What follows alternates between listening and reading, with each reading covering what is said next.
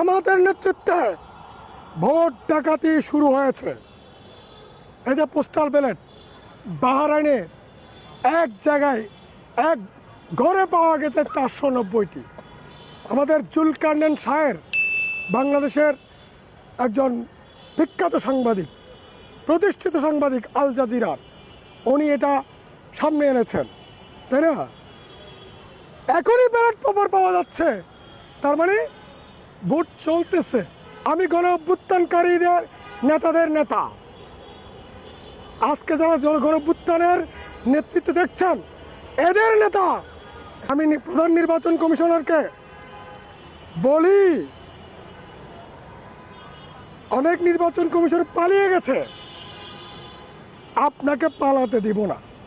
এইখানে দাঁড়িপাল্লা মারাইছেন না, তাহলে 1 নম্বর বা 2 নম্বরে ধানের শীষ লাগাইবেন।